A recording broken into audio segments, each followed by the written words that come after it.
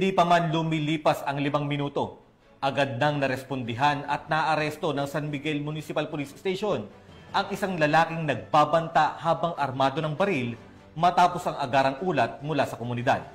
Ito ay patunay ng pinigting na presensya at quick response strategy ng kanilang himpilan bilang tugon sa direktiba ni Chief PNP Police General Nicolas Torre III laban sa mga loose firearms at posibleng banta sa seguridad. Patrolwoman Pearl Cristalin Javier sa report.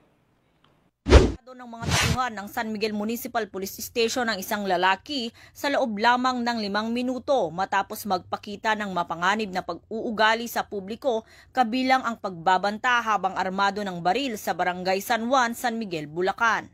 Kinilala ni Police Lieutenant Colonel Joey Louie Bilaro, Acting Chief of Police ng naturang istasyon, ang suspect na si alias MJ, isang negosyante, 43 anyos at residente ng Barangay San Juan, San Miguel, Bulacan.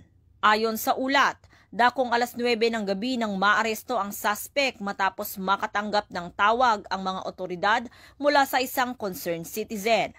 Batay sa salaysay ng mga saksi, sinadya umanong ikinasa ng suspect ang kanyang baril sa harap ng publiko habang nagbabanta ng pananakit. Nakumpiska mula sa kanyang isang Taurus G3 9mm caliber pistol na may 5 bala. Nahaharap ang akusado sa kasong alarm and scandal, grave threat at paglabag sa RA 10591 o Comprehensive Firearms and Ammunition Regulation Act. Tinitiyak ni Police Colonel Angel L. Garciliano, Acting Provincial Director ng Bulacan Police Provincial Office, ang matatag at maagap na aksyon ng mga kapulisan sa bawat sulok ng lalawigan. Aniya, bahagi ito ng kanilang walang humpay na kampanya laban sa kriminalidad at patunay ng kanilang dedikasyon sa pagpapanatili ng kapayapaan at kaayusan sa komunidad.